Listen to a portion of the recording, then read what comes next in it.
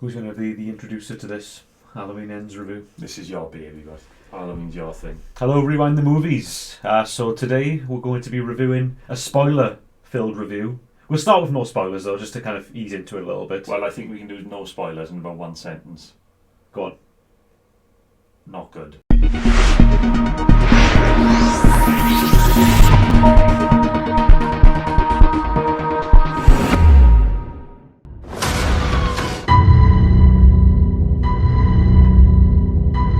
I know you're here. Michael is back. And he's more dangerous.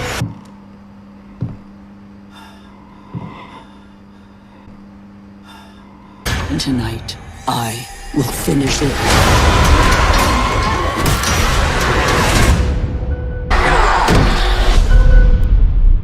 So why don't we try and break it up with, how did you first ever find, like our podcast, or Andrew's podcast, how did you first ever get into Halloween? What was your first ever brush with Halloween? Unlike you, I never got into the Halloween franchise. Mm-hmm.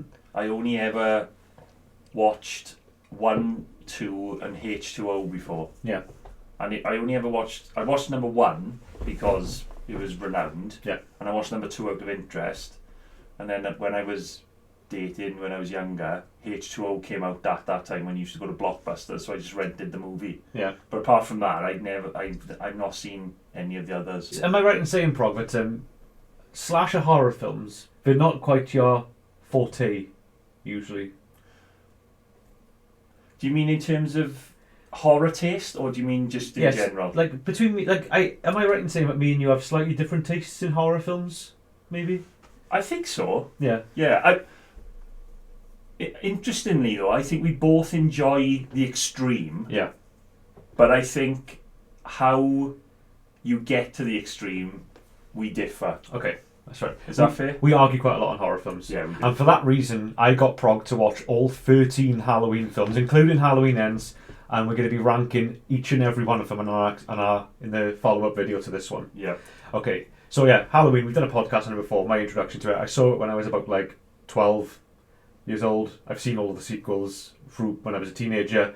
I was very excited. I'm a lover of the David Gordon Green films prior to 2018. I'm in Halloween Kills, and I was extremely excited to go into this one. Was you excited to see this one or not? Not excited. Yeah. But having watched the 2018 film, yeah, and Halloween Kills, I will say I was kind of looking forward to it. Yeah. I was hoping it was going to be on a par with those, because I'll say now, I thought those were decent. Yeah. For horror films. Yeah. So let's start with favourite aspects of the film. Okay, so just the aspects first. So give me some of your favourite aspects, Prog. It's got to be some. I thought the opening 10 minutes was really good. The opening 10 minutes, yeah. And it's not about Michael. Yeah. It's about a young babysitter. Corey Cunningham. Corey, yeah. Who's babysitting this young boy, and something happens. And what I liked about the first 10 minutes was it gave you a sense that maybe Michael was in the house. Yeah. And obviously, spoilers, the boy dies in a horrific way from falling from the top of the stairs, having locked Corey in a room, and Corey busts the door open. Yeah. We get into the physics of the door. We will, don't worry. And obviously Corey, and obviously the boy going over the banister. We'll get into that. Yeah. Quick editor's note. While I'm putting the video together, I noticed that we didn't quite go into the problems. Well, we thought were the problems with the kid falling off the stair banister during the opening scene. It's just why would you, at the top of the stairs, have a door, the top of the stairs, that very high stairwell like that? Why would you have a door which opens outwards? Just why would you do that? And also, there's a picture diagram up right now, okay? I'm going to do, because I can't quite put into words how I mean this, but how did he flip over the banister like that? I mean, the door opens, and in reality, I mean, if you just think about the physics of it, he would fall in this way. But in the film, you have to kind of accept him falling in this way.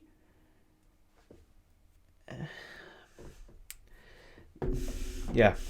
But what I really liked about the first 10 minutes is that it sort of give you the impression or the idea, was that Michael? Yeah. That's what I really liked about it. The film fucking blew it though. Yeah. Because it wasn't Michael. We haven't even got changes yet. we haven't even changes yet. Okay, sorry, go on. No, it's fine. You go. No, go on. Favorite aspects. I'm going to say I did. My favorite as well. I did love the opening. I also love the opening music with the Halloween-free Season of the Witch font and typeface on it. And if he's saying that's one of his favourite aspects, no, I'm gonna. That's going to tell you. No, I've got a couple of. I'm waiting for scenes to get into like other things. Right, I did like. Cause I did. I kind of respect them for trying something different. I respect them for trying. Yeah. But I hated the result. Oh, the execution is... Yeah, it was fucking stupid. It was ridiculous, right? Yeah.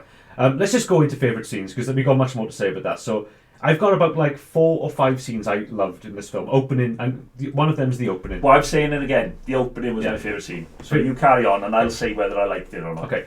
The scenes I liked, okay, and this will all blend into the changes on the next section. Right? I loved the doctor and nurse kill scene. Okay. When Corey first becomes a killer, and it cuts, and he's just like, he's jacking that girl in the neck with a... No, the doctor, he's getting... Yeah, the doctor, sorry. He's jacking the doctor in the neck with that, I guess like a Swiss Army knife or something? No, I think it's a corkscrew. Yeah, that's it, a corkscrew from the wine bottle, yeah.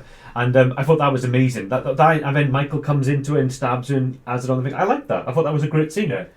Corey and Michael were a tag team. That's a problem, but that scene was good. That is okay. We're gonna get. I'm waiting for changes to get to the last stuff, but you have to just kind of make the best of a bad situation. You know what I mean?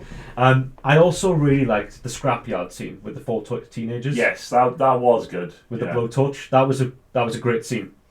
Some of it didn't make sense, like why did he take his mask off? But again, we'll wait till changes. And then the final other things I liked. I really liked the DJ. Yeah, that was quite cool. In fact, the 2 scenes with the DJ were quite good, because the DJ was funny in the first scene, and then his death was awesome, a good death. Yeah, it was like with the tongue on the record player going around. I thought that was a nice touch. I thought it was a good scene. I was like, but again, all right, something like that shows me that they were capable of more with this film. I know, and that's the ultimate problem. Yeah. Let's just get into negatives and changes right now. Let's just smash into it, because that's what we've got more things to say about it. So we've been that was the kind bit of this video. The rest is all we can say what we want now. So I'll ask you first. What was your biggest problem with the movie? It's all over the place. Yeah. It is all over the place. Mm-hmm. There's no consistency with the plot. Yeah. Yeah. There's no consistency with the way the plot's executed. I can kind of see what they were going for with Corey. They were trying to give this impression that Michael's not just the only evil persona or, personification of evil, but it was inherent in Corey as well. But the way they execute it, Corey is not an evil person. He wouldn't have killed all those people because he's not strong enough. He's not Michael Myers strong. I know. Like, the whole point... This is one thing you always talked about, right? And yes, ultimately, I did have issues with Michael Myers being a boogeyman and almost inkillable, right? But it did lend itself to his character, that he was just like this freak of nature, this unstoppable machine. And then you've got this dweeb, he's just this weedy kid. Yeah. Who suddenly turns into this Michael Myers. He's Robin to Michael Myers Batman. Yeah. And you're just like, no, I'm sorry, I just don't buy. I didn't buy it. I absolutely didn't buy it. And that's not a slight on the guy who plays Corey. I haven't seen him in anything before, and I'm not saying he was bad, but it's just the way he was written. His character was bad. Oh, it was terrible. Yeah. My first big issue with the film, the opening scene was great, right? So the opening scene happened, and I was sat in the cinema, and I was thinking, this is going to be fucking brilliant now. I was like, this is going to be a really... I saw the Halloween-free sort of thing at the beginning, and I was like, this is going to be different. I knew it was going to be a bit different going into it. So I'm sat there thinking, this is going to be cool now. This is going to be a really good movie. And then... you saw me in the cinema. I did this. I started doing this. I'm just going to do an impression. It's Laurie Strode at the beginning, right? It might as well have just been her to camera saying this. Hi, I'm Laurie Strode. From 1978 to 2018, while Michael Myers was safely secure in a mental hospital, I lived in complete fear, and in a house in the middle of nowhere, fully equipped with guns, a panic room, and spent every waking moment obsessing about Michael Myers coming back. But 4 years ago, after he killed my daughter alongside half of Haddonfield, and is still at large to this day, no one knows where he is, and everyone knows that he's probably still alive. I just live in a completely unsecure house now and don't care about Michael Myers. Because in this film, I'm fucking stupid. Jamie Kerr's like, I'm just writing my novel. Oh, I'm just writing my novel upstairs. I don't need guns to save me. that novel stuff. It was terrible. Like it would have The cherry been. It would have blossoms. been better if it was just if she was doing a blog. That would have been more understandable. I know. And I could forgive that. Not when she's monologuing, Yeah. doing the voiceover. It's like you can kind of get away with that if it's more believable. The fact that she's reading the book Yeah. is bollocks.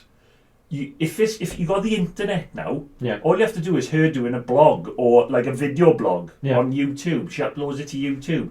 That would be more believable that she's like uploading these videos about what had happened and how she's feeling and stuff. I could get that.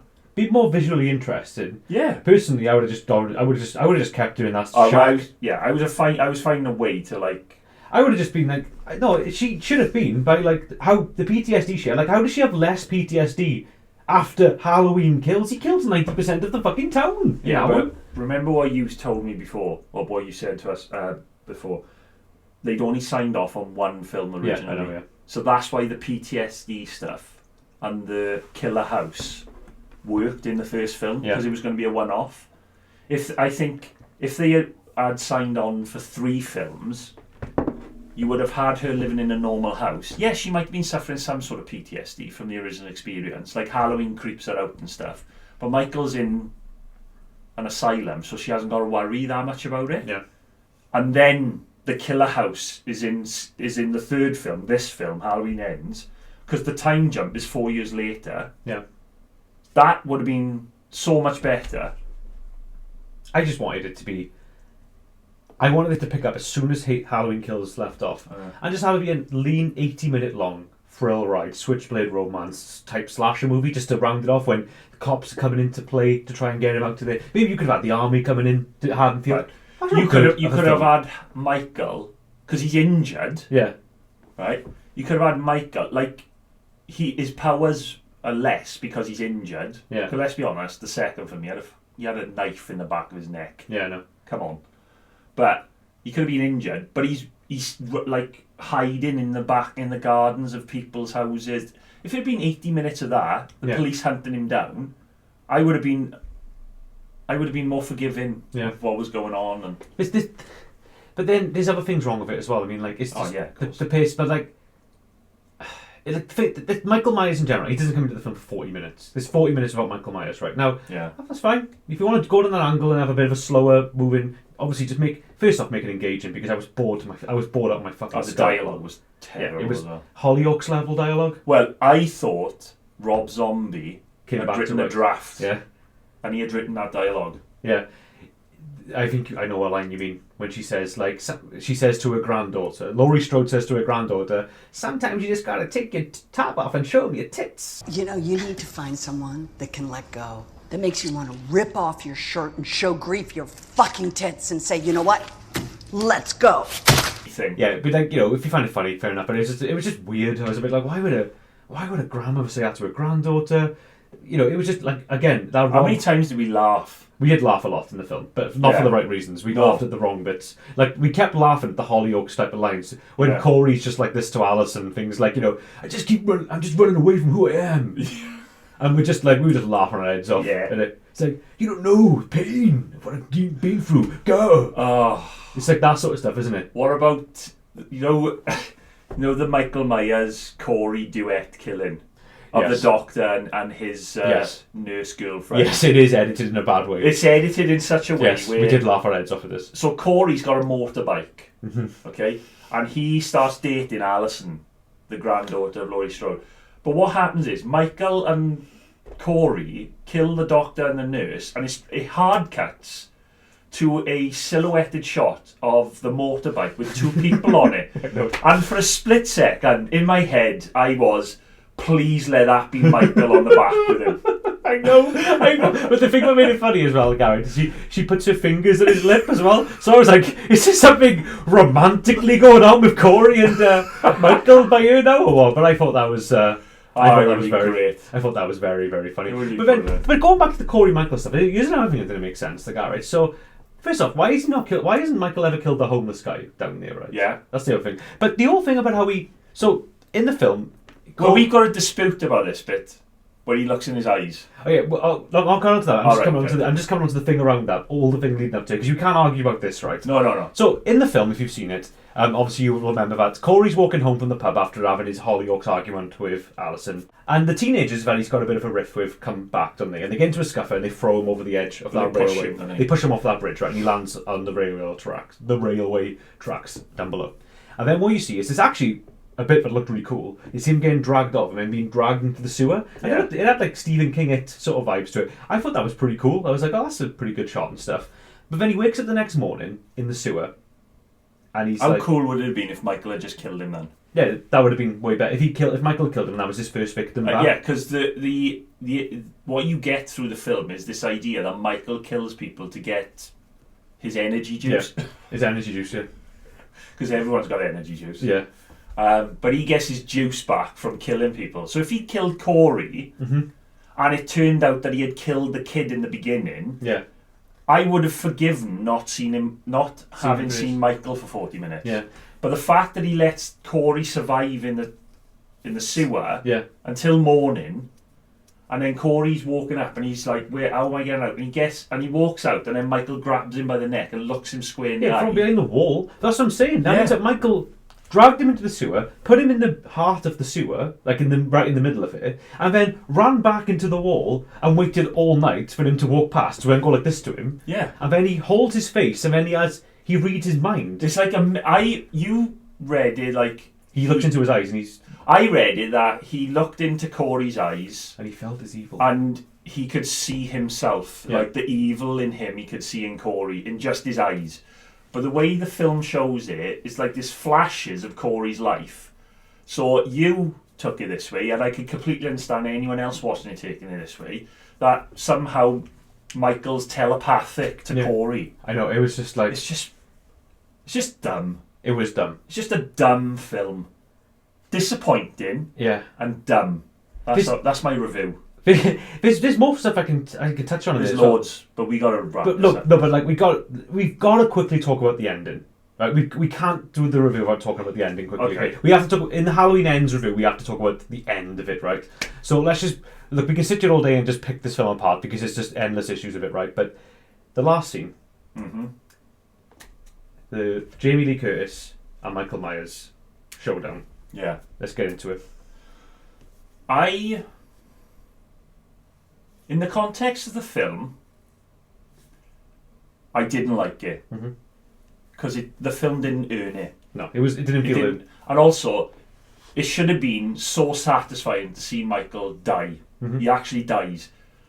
Having killed him in the house, and then taking him to a grinder, and you see him compacted in this, and his head explodes.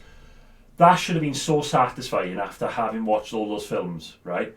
And I do actually think if you'd taken that sequence and put it in Halloween Kills or Halloween 2018, I think it would have been a good ending. Yeah.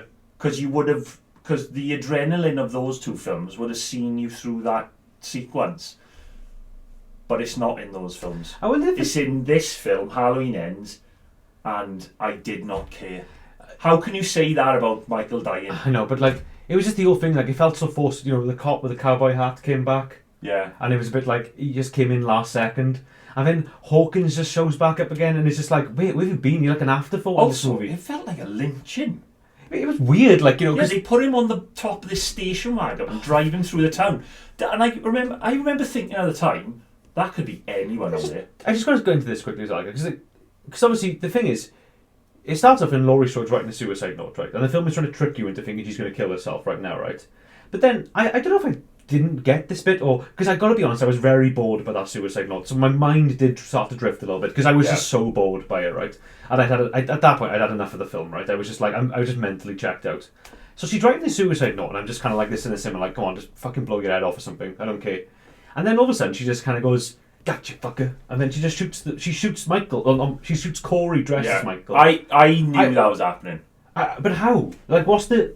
Because of what she said to him, to Corey in the abandoned mansion.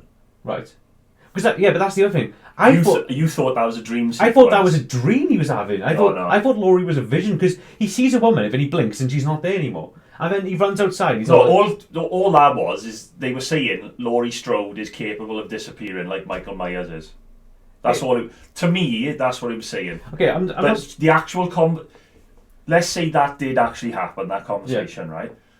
There's some dialogue in there where she says, "I know who you are," right, and he says to her, "If I can't have her, as in Alison, no one can." So I think we're meant to infer from that he was going to go after Laurie because she was either going to keep Alison from him, or she was going to take Alison away or something. So Laurie Strode knew Corey was coming after her. Some of that dialogue, it was just so Hollyoaksy around that point, but it did make me drift off a bit. So yeah, okay, I misread that bit of the film, okay, but yeah, it was quick. It happened too fast, and then she has him up against a fridge, and then it's that stupid bit when she's all like, she's about to slit his throat, and she's like, "This evil can never live in this world anymore," and you're like, what is this crap dialogue? You would just be smashing his neck. Well, that's the thing is, she was having a James Bond's Yeah. baddie monologue. I know. And then like he starts strangling her. And then Alison comes in, and I'm just like, I remember actually when they started putting him on top of the car, like a few minutes later, you actually said, what the fuck is going on? Yeah. And I was thinking, yeah, what is happening right now? This film is a mess. I know. It's a fucking mess. And there's that whole thing when he's like, the cops are all like, we don't usually do this. I mean, that guy with the cowboy hat's all like, you know. Is he the mayor? I don't know sure what he is. Of Haddonsfield? I think he's like the chief of police or something. Oh, right, or the sheriff. And he's all like, it is tonight. And it's like this like crap Wicker Man thing at the, I don't know what to describe. Oh, when Michael's body gets passed over the... Oh, right, that was cringing. I was just like that. Like he's in some fucking... Like he's in Glastonbury or something. It was just cringy. Yeah. And it's all Haddonfield being like, we're getting rid of the evil. Yeah. But by the film's estimation, that means that Jamie Lee Curtis is going to be evil now. Because she... I was half expecting for Michael... To pull it in. That would have been a better ending. And then both of them die. I would love that. Because that would be the end of Halloween. Yeah. That's the full ending of Halloween. But the final thing I'm going to ask, we're going to wrap this up. This has been our review so far. But I'm just going to say, do you think there'll be a Halloween 14? They will do another. They'll absolutely do another one. And it's going to be better than that one. Would I recommend this film? No. I would recommend it if you like Halloween and you need to see how it ends. But all I'm going to say is you're going to be pissed. We just told you. If you like this film, power to you. You might like it. Maybe some. That's true. If you're a massive Halloween fan like myself, then go and watch it because you need to, you're a complete. Do you want to give your rating out of 10 for this now? 3 out of 10. You give it 3? 3 out of 10. Do you want to know what I give it? Go on. 3.5. Wow. 3.5. I think that's the only time when you've hated a Halloween film. Less than you. Less than I have, yeah. Wow, it's the first time I ever hated a Halloween film more than you. That's fucking insane, actually. But yeah, that's all I can say, really. Yeah, if you're a massive Halloween fan, I guess watch it. Wait for it to come out on streaming, though. Don't waste your money in the cinema on this one. But 3 out of 10 from a massive Halloween fan. Gigantic Halloween fan. And see you later. And before we go as well, just remember we have a Halloween ranking video coming up as well. Oh, me and him have watched all 13 Halloween films together, much to his dismay, and we have ranked them in order from worst to best. And that's going to be our next video. There's going to be some arguments. That's all I'm going to say. But yeah, make sure to subscribe. Like, share and subscribe. That's it, guys. Thanks very much.